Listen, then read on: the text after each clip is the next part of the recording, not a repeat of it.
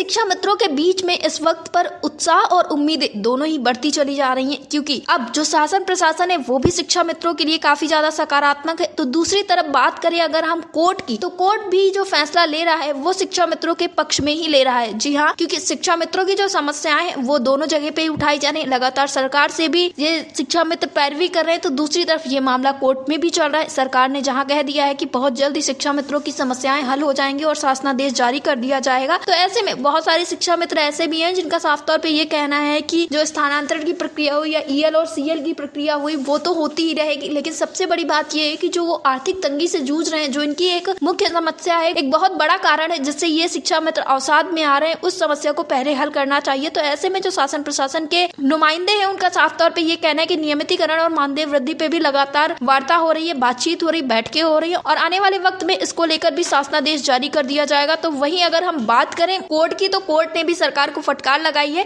और कोर्ट का भी जो फैसला है वो शिक्षा मित्रों के हक की तरफ ही है। तो ऐसे में ये कहा जा सकता है कि शिक्षा मित्रों की समस्याएं आने वाले वक्त में हल कर दी जाएंगी। लेकिन इस बीच में सबसे बड़ा मुद्दा एक और आया जिसमें ये कहा गया कि जो शिक्षा मित्रों की समस्याएं हैं वो इसलिए हल हो रही है क्योंकि आने वाले वक्त में 2027 का विधानसभा चुनाव है और सरकार इस बार लोकसभा चुनाव जैसी कोई भी गलती नहीं करना चाहती, क्योंकि लोकसभा चुनाव के जो परिणाम रहे हैं वो इतने अच्छे नहीं रहे हैं। इस वजह से सरकार और शासन प्रशासन ये सोच रहा है कि विधानसभा चुनाव के पहले इन सभी शिक्षा मित्रों की समस्याएं हल कर दी जाए, जिससे जो नाराजगी शिक्षा मित्रों के बीच में या अन्य जो कर्मचारी उनके बीच में वो नाराजगी कम की जा सके। क्योंकि शासन प्रशासन की तरफ से एक बात और कही गई है जिसमें ये खबरें चल रही है कि बहुत जल्द ही 8 लाख कर्मचारियों को सौगात मिलने वाली है। तो अभी तो इन सारी चीजों की कोई पुष्टि नहीं की जा रही, क्योंकि जब तक आदेश नहीं जारी हो जाता है तब तक इस पर कुछ नहीं कह सकते। लेकिन फिर भी शिक्षा मित्रों के बीच में उम्मीदें जगी हुई हैं कि हाँ, अब उनकी समस्याओं का हल हो जाएगा और शासन प्रशासन की तरफ से जो ये कहा गया है कि उनके लिए काम हो रहा है और अब इन सारी चीजों पे भी कुछ भरोसा होता हुआ नजर आ रहा है शिक्षा मित्रों को, क्योंकि शिक्षा मित्रों को एक लंबे वक्त के बाद एक खुशखबरी मिली, वो है स्थानांतरण की खुशखबरी। क्योंकि जहाँ इतने वर्षों में शासन प्रशासन या सरकार या मुख्यमंत्री योगी आदित्यनाथ, शिक्षा मंत्री संदीप सिंह शिक्षा मित्रों को लेकर बिल्कुल भी एक्टिव नहीं थे, वहीं अचानक से देखने को मिला कि सभी नेता मंत्री शिक्षा मित्रों को लेकर एक्टिव हो गए हैं और सकारात्मक भी नजर आ रहे हैं। साफ तौर पे यही कहना है सबका कि अब शिक्षा मित्रों को और नई समस्याओं का सामना करना पड़ेगा, उनकी सभी समस्याओं का हल जल्द से जल्द किया जाएगा और शिक्षा मित्र इस प्रयास में लगे हुए कि बहुत जल्दी उनकी जो आर्थिक स्थितियां हैं वो सबसे पहले सुधर जाएं, क्योंकि शिक्षा मित्र